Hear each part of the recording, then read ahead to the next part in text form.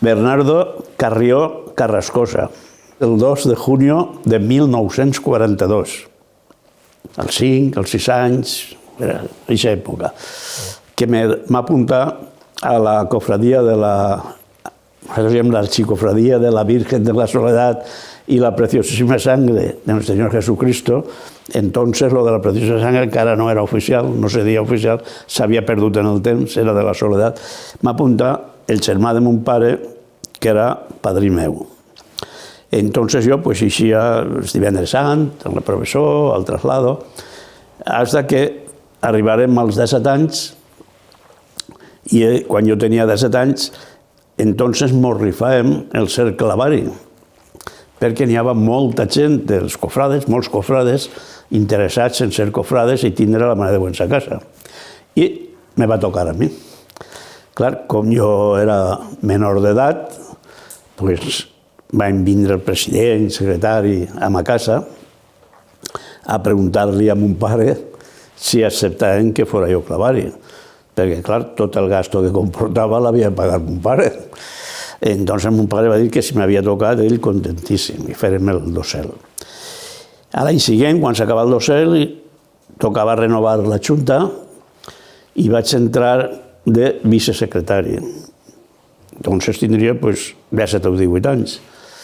I bueno, fins avui, que vaig a fer-ne 82, no de vicesecretari, d'altres càrrecs, però vull dir jo que ha estat sempre en la Junta. Després de vicesecretari vaig ser secretari, crec que uns 8 anys. Després vaig ser president de 10 anys.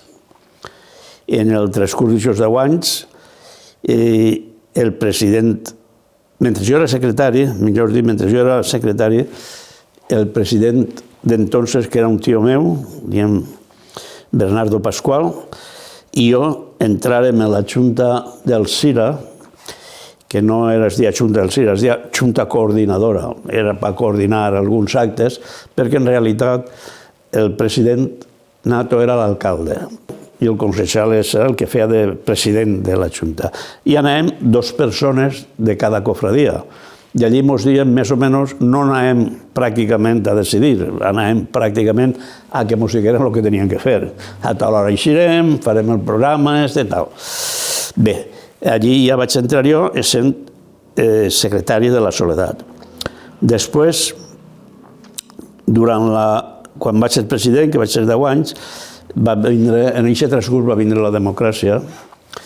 Entonces, com no sabíem, teníem una incertidumbre a les cofradies, perquè no sabíem el que ara va passar, si continuaríem, per exemple, en aquesta zona havia guanyat les eleccions el PSOE, i n'hi ha consellers comunistes, consellers de dretes, no sabíem la Setmana Santa el futur que podia tindre.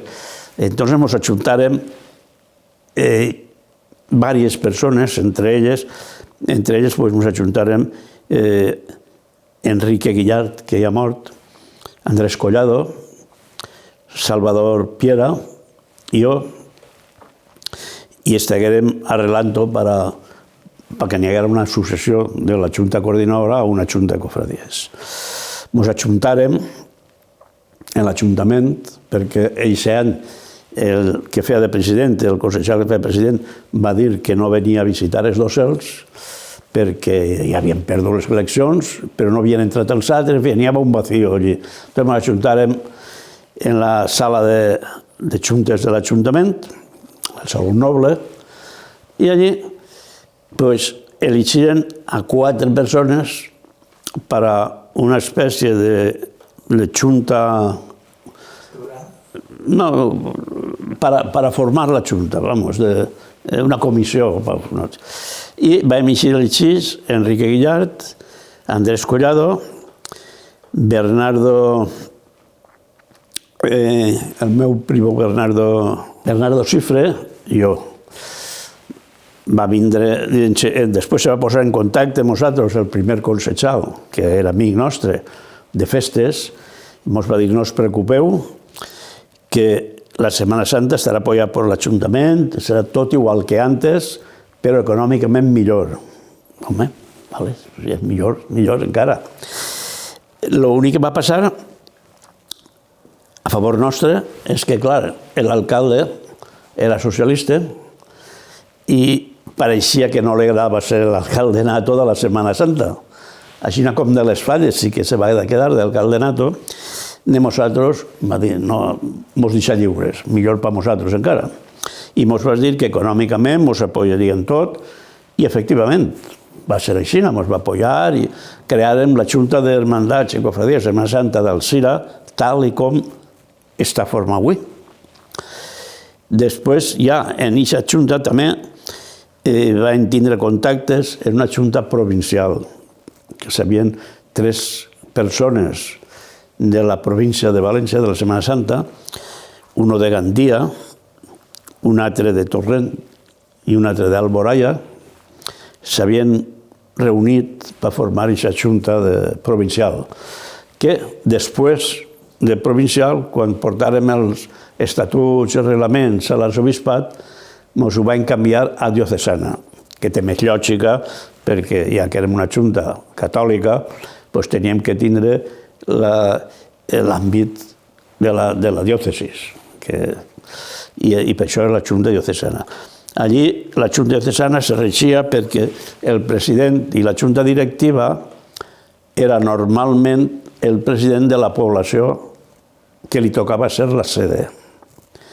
Clar, quan s'acabava aquest any, passàvem a un altre poble i no n'hi havia una connexió. Entonces, en la Junta, entre Pedro, que acaba d'anar-se'n, entre Pedro, Amparo Íñigo i jo, estiguérem peleant allí prou per canviar el sistema, per posar per lo menos una Junta per a 4 anys que aconsellara per als canvis de població, per a que les coses no s'anaren de mare, per a que hi haguera una continuïtat. Me vaig nombrar a mi president i els 2 primers anys vam estar elaborant un estatut, un reglament, i quan acabaren aquests 2 anys vam dimitir per fer les eleccions ja conseqüents en l'estatut que teníem. I en les eleccions ja me van elegir a mi president. Vaig estar 4 anys més, 2 que em portàvem per fer els altres, 4 anys més, i després una reelecció de 4 anys més, que eren el que permetien els estatuts, 8 anys. I després, bueno, pues, me van fer també cofrade honorari i a continuïtat en la Junta, col·laborant, de vocal, de lo que siga, fins a les hores d'avui, que encara estic. En la d'Alzira també, la gent, pues, va tindre... Me van fer un homenatge, me donaran una medalla d'or. Estic molt agraït a tots ells, perquè en realitat la feina no la vaig fer jo. La fèrem entre mig poble. Però bueno, la medalla me toca a mi. I en la meva cofradia idem de lo mismo. També me donaran una medalla d'or. I després en l'Ajuntament també me donaren la medalla d'or del poble per els canvis que havíem fet entre els 17 anys primers, perquè, clar, la Setmana Santa, conforme la replegàrem, conforme la deixàrem, doncs no era la mateixa. Jo recorde, la meva cofradia, doncs, al principi seríem potser 50 persones. De hecho, les juntes generals les fèiem en casa del clavari. Igual que antes se feien en els pobles, els enterros, en els restos, el veïnat te deixaven caïdes i en casa, no sé si ho heu sentit dir alguna volta, i doncs nosaltres la junta el fèiem així. Venien a casa del clavari i arreglàvem ahir caïdes, una camilla pel secretari per escriure, i això era el saló de reunions, perquè no teníem local, no teníem... D'això ha degenerat, ha progressat en què avui, en la meva cofradia, per exemple, tenim 2 locals en propietat. Són 2 perquè els metros d'uno soles no eren suficients, no tenim uno gran, són uno mitjà, uno més xudet, i un altre que ens deixen quasi en alquiler, són 3. Imagina't d'anar a fer les reunions en caires en les cases, a tindre 3 locals a la cofradia. El canvi és fabulós. La reunió se fa en el poble. Antes això no s'estilava tot el més tenies que anar a un bar, tal. Avui en dia n'hi ha sales. La reunió última que han fet aquest any, que la vam fer el divendres passat, no sé si el gravar divendres passat vol dir en el mes de març, el dia 1 per ahí de març del 2024. Pues la farem així en el MUMA, en el Saló d'Actes. Entonces, ha canviat prou, d'una casa important que és. Després, per ajuntar-nos, pues bueno, jo recordo que anàvem a Casa Clavaria, mostrem en la part interior de la casa, perquè les cofradies, entonces, ho encara, però entonces més al ser menys. Al ser menys, pues, era com entrar en casa d'un familiar. És com si anessis a un familiar. Entonces te traien allí unes ensalades en sa casa, cacau i tremussos, tal, i això era on celebràvem les reunions i on celebràvem tal.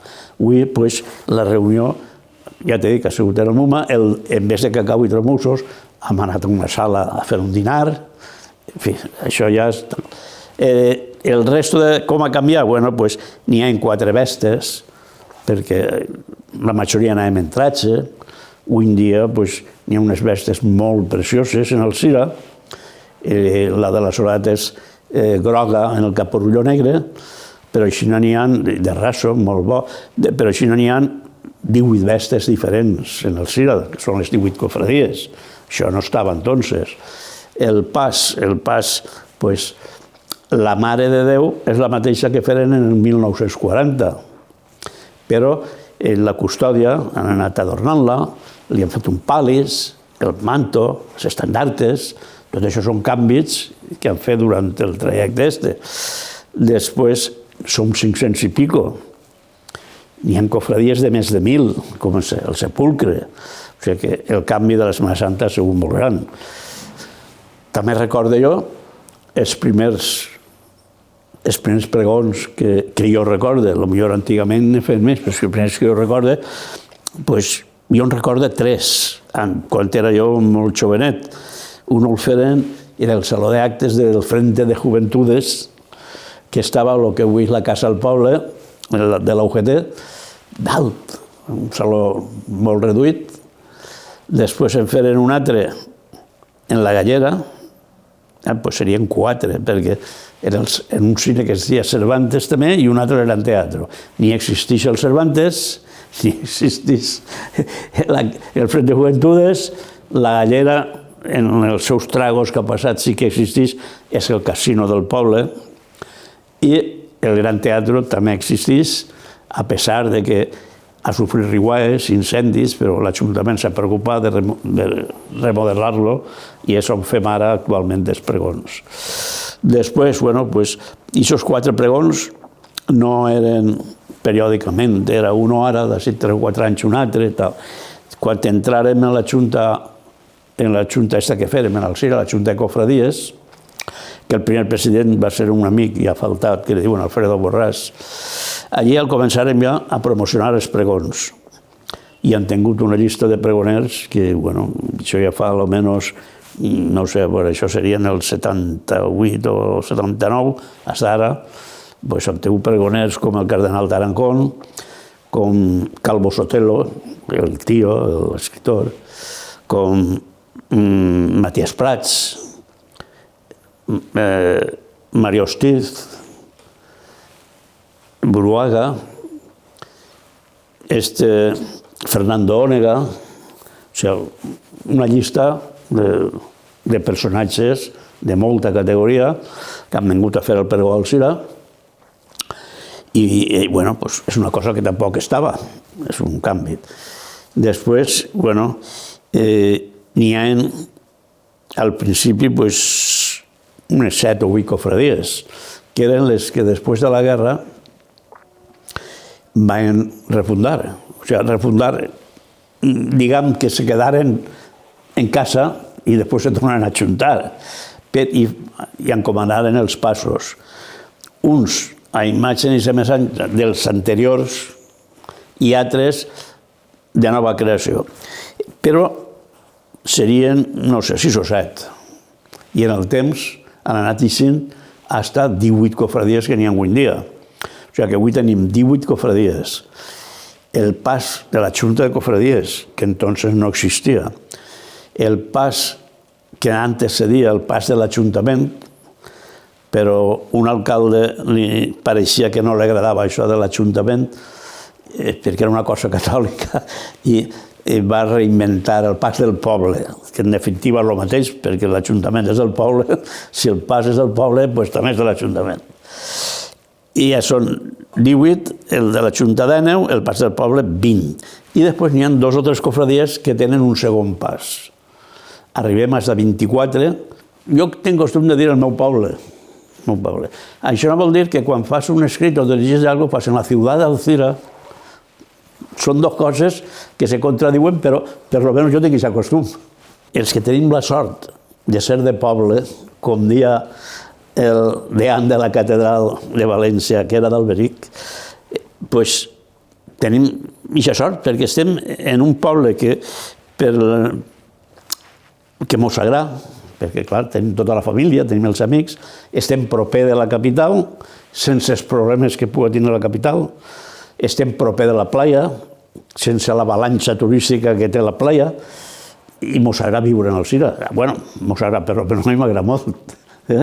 Entonces, n'hi ha molta gent coneguda, tens la família, i se viu bé, en Alzira se viu bé. L'únic que passa és que ja fa uns anys que no anem massa bollants, però tot això ho fa les crisis econòmiques, com la de la construcció, com l'agricultura. L'agricultura està així pèssima, perquè fan de nosaltres en l'agricultura el que volen, però exactament el que volen. Qualsevol producte se fabrica, se li carreguen els gastos i eixa la venda, en el valor que té, el benefici, els gastos, i se'l venden a aquest preu. En la taronja se l'emporten i te paguen el que volen. I no els exportadors. És que després en el mercat on va, també te paguen el que volen, perquè la fruta és perecedera i clar, si la guardes, perquè dius, no, pues aquest preu no venc, acabes tirant-la perquè es podrís. Entonces no tens més remei que passar per l'aro. I estem ja, en el terme del Cira, estan abandonant l'agricultura, els tarongers, n'hi ha zones que, de moment, pareix un bosc, allà ho abandonen, pareix un bosc, està ple de xavalins. La por és que un dia solten lleons, perquè conforme està això, està pèssim.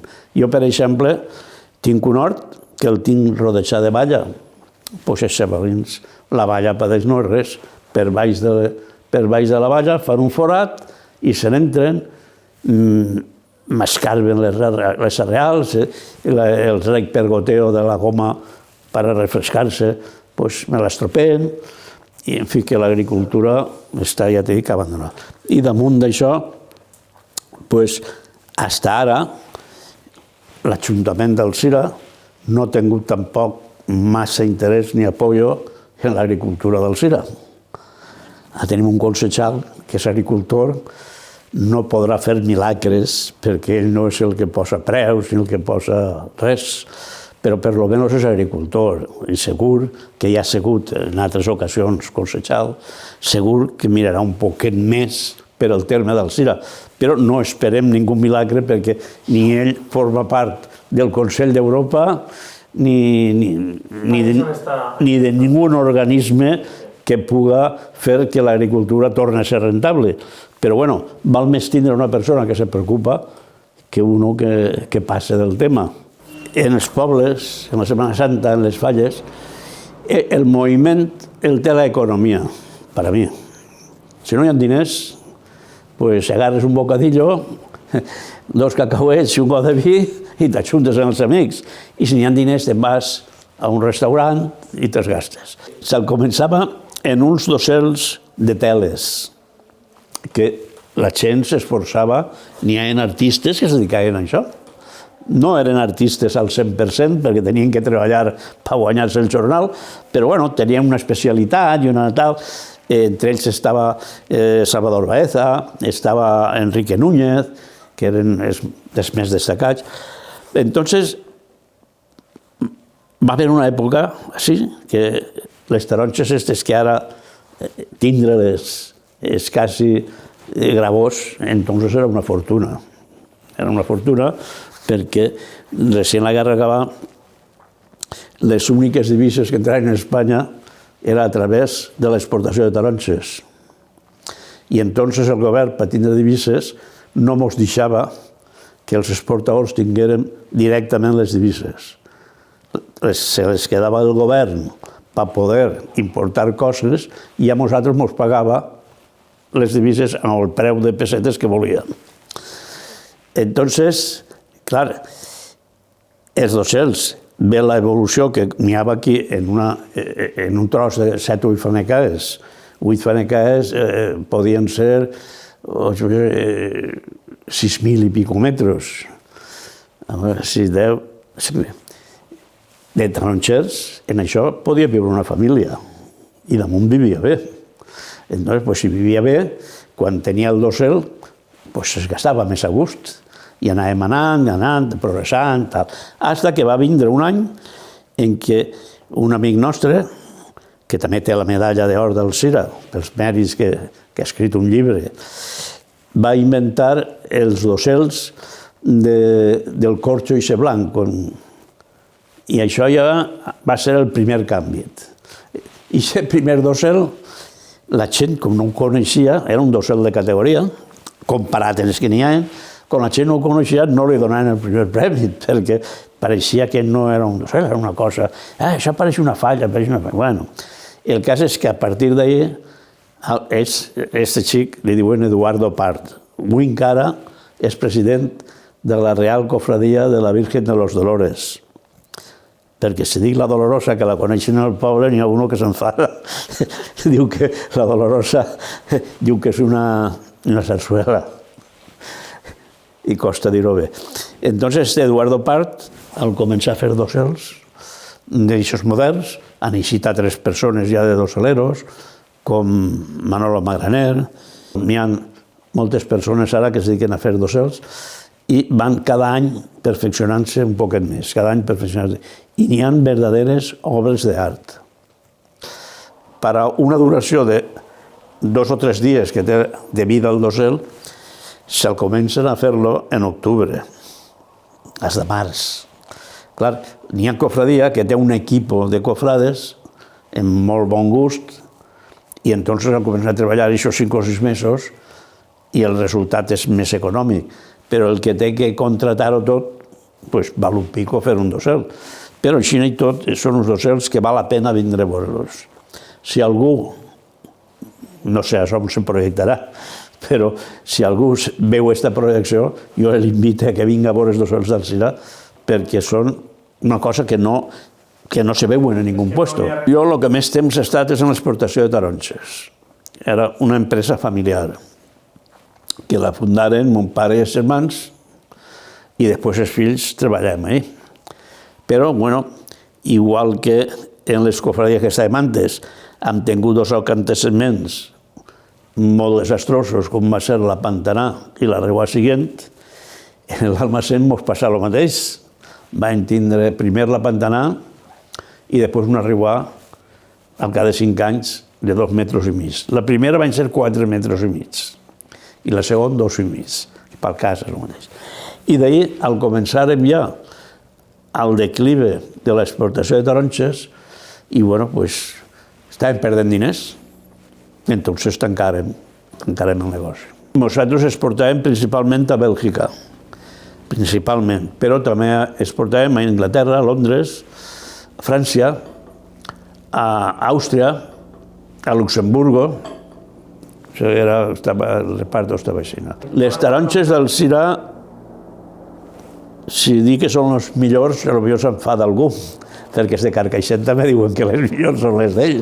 Però el CIRA i Carcaixent en realitat és un terme molt paregut. I ahí no hi ha discussió, se trata de provar-les. Se trata de provar-les. Quan venen les de Marruecos i quan venen les d'Argentina, que no és que siguin taronges de tirar, però si jo te'n poso junts en una cistella i tu les proves, me diràs, les millors són aquestes. Pues segurament que n'has agarrat alguna del Cira o de Carcaixent. Al principi l'exportació anava molt bé. Nosaltres guanyarem molts diners. Però quan el començarem a perdre vam tindre que tancar. Avui en dia encara queden... En el Cira han arribat a haver 60 almacens de taronja. Bueno, t'ha dit una quantitat exacta que no, segurament no serà exacta, però alrededor de 60 almacens de taronges. Clar, eren uns almacens que, a lo millor, com esta casa gran, fent un local, precisament estem en la casa que vivia Ramon Flor, que a més de ser tenint alcalde de l'Ajuntament del Cira, era un dels exportadors de taronja més importants del Cira. Entonces n'hi ha, ja té 60, uns més grans, altres més xicotets, i poquet a poquet, crec que en queden 2. Clar, també te tinc que dir una cosa, i és que la quantitat que fem entre tots sumant-la, avui potser un almacén gran fa les mateixes tonellades. O sigui que no és que... Però, i damunt, el termes s'ha reduït, en més d'anar a més, s'ha reduït perquè al tindre pèrdues, molta gent ha deixat el camp perdre's i ja està. Entonces, bueno, se pagan, ja t'he dit bé, se guanyen diners. Avui encara queden exportadors de taronges, però són empreses grans que són cosetxeros exportadors. O sigui que tenen ells les finques i se ho exporten. Entonces, la quantitat és el que fa. Per exemple, les taronges, si canvien els diners en l'agricultura, guanyen a l'exportació. Entre unes coses i altres van bé, però n'hi queden molt poquets i molt grans. Això, l'exemple és com, per exemple, si tu te poses un supermercat de l'estil de Mercadona, a lo millor quasi no pots, la família i poc més, però clar, si tens 1.600 supermercats, encara que guanyen molt poquet, multiplicat per 1.600, és una fortuna. Això és el que passa en els cosetxeros exportadors, que amb moltíssims quilos produïts per ells mateixa, estan guanyant diners. Si els interessa que la venda va bé, a part de tindre ells la cosetxa pròpia, ne compren. Si no els interessa, fan lo d'ells i el que es queda penjat és lo teu. I així no anem funcionant. Les varietats han anat canviant en el temps. Mira, quan jo era xicotet, estava la clementina, se deia la clementina comuna, que era una clementina amb molt de pinyol, molt de tal. Després va ser ja la clementina fina, la clemenules i la clausillina, la que m'agramia, ara no me'n recordo el nom. Després, des que nosaltres hem tancat, que tancàrem en l'any 92, han eixit encara 2 o 3 varietats de clementins, de mandarines, la orri, la okisu és una satsuma, és primerenca. I ara, després de la satsuma normal i corrent, va ser la salsada, la okisu, i aquestes se pagaven molt bé. Se pagaven molt bé senzillament perquè venien les primeres. Una cosa no n'hi ha, tots tenen gana i compren. Avui en dia ja no passa tant en això de primeres, perquè com n'hi ha una facilitat en el transport, en els barcos, l'avió, els camions i tal, en tot l'any hi ha taronges. Si no són d'ací, són de Marruecos. Si no són de Marruecos, són d'Argentina. Si són d'Argentina, són... Entonces, s'acabava la campanya i així no venien taronges de fora. Entonces, estaven esperant que vingués la campanya següent i les primeres eren les satsumes. Satsumes que a mi particularment mai m'han agradat, però eren rentables en aquell moment. Després, en taronja, això era mandarina, no? En taronja n'hi ha també la taronja blanca, que era la taronja la normal. D'ahir ja se passava un pèl més refinat, que era la salustiana. Les 2 classes, avui en dia ja quasi no n'hi ha, ni salustiana de l'altra. Després estava la Nabel, va vindre la Navelina, que és millor encara que la Nabel. Després van inventar la Navelata, que això jo tenia un sogre que deia que si en el cel menjant taronges, menjarien navelate, de bones que eren. I no eren rentables, eren taronja més menuda, quea, tal, entonces quasi no queden camps de navelate. Però han inventat una altra. Bueno, jo quan dic que han inventat, no és un invent, és que els enginyeros en els puestos van fer mutacions i coses i arriben a... Està la navel-lane late, que és una... La coneixes també? És una taronja que després de la navelina ve la seva producció, entonces van fent que la temporada estigui coberta de taronges hasta... També hi ha una altra classe, que eren les vernes, i les sang i sanguinelli. Avui no queda ni sang ni sanguinelli, només contaes. Les vernes, poques. I s'acaba ja la temporada en les valències, així en esta zona. Valències sí que n'hi ha a muntó. La València, pues, bueno, és la que després aguanten més en càmeres i coses, però que avui ja no gasten tant les càmeres, perquè s'acaben les valències així, venen les d'allà, les de l'altre puesto, i el mercat ne té. Nosaltres teníem, com teníem una altra societat de transport, pues, per entrar les taronges del terme a l'almacén. Lo d'exportació ja llogàvem a empreses que així en Alzira n'hi ha una que entonces era Transportes Rossell, que avui ja no existís, i Transportes Mazo, que a més de que sí que existís, serà dels més importants d'Espanya. En Alzira, de l'època que jo jove en Alzira, avui és abismal la diferència. Però, com aquesta diferència ha sigut poquet a poquet, pues quasi no te dones compte.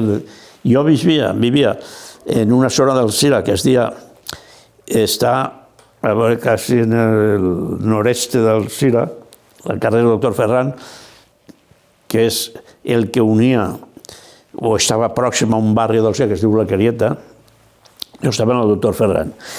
I era un carrer, com si fos la carretera, que hi havia cases a la dreta i a l'esquerra, però a la banda darrere eren encara camps. I dins dels camps, aquells propietaris que pensaven que serien patis, potser ja no es cultivaven. Entonces allò era nostre, allò era per jugar para lo que volguérem, para indios, para vaqueros, para fútbol. I, bueno, pues, podies anar així d'escola, anar-te'n a jugar pel carrer, i si tenies la sort que en ta casa te deixaven unes quantes hores, pues estàs perdut per allí. Avui no es pot fer tot això. Avui sí que ets, pues, la sort que tenen és que, bueno, sort, no sé si és sort, però que tenen uns jocs en casa d'ordenadors i coses, i en això passen el temps. Però aquesta llibertat que teníem nosaltres, anàvem en bicicleta, no passava res, avui en dia és un perill. I dins del perill que és, han inventat el patinet, que, bueno, el patinet ja, per mi, és mortal, perquè això si caus un bac, i aquesta sort l'hem tingut nosaltres que no hem tingut el patinet. El Alzira, així n'hi ha una meitat, no sé, la proporció no sé, de persones que haguem preferit fer un riu pel mig del poble i unes altres persones que ens pareix molt bé, entre elles, dic jo, l'avenida que han fet, perquè tu vens a Alzira, entres per l'avenida i dius, el que m'has preguntat antes, és un poble o és una ciutat? És una ciutat o una capitaleta xicoteta. El riu, si haguera tingut el seu cauce corrent d'aigua i bé, però el riu havien fet el malecó per evitar riuades. Clar, per evitar riuades li havien fet una presa davant, entonces el riu que quedava, el braç que quedava, tenia només l'aigua del barranc de Barxeta. Estava ple de trasquim, estava ple de mals olors, estava ple de mosquits. I, clar, com no podíem donar una aigua corrent i fer-lo bonico, no era una cosa agradable, la veritat. I damunt, el malecó també era precís, perquè és que quasi tots els anys o teníem un susto o una riuada. El susto de que podia venir la riuada o l'any que sí que venia. I això és molt desagradable. Molt desagradable perquè estigués... Avui n'hi ha moltes finques en Alzira. Entonces, la majoria vivíem en una planta baixa i que entre el riu dins de casa t'estropea les coses, una brutedat, una cosa... Per a mi està ben fet el que han fet. L'avenida per mi està molt ben feta.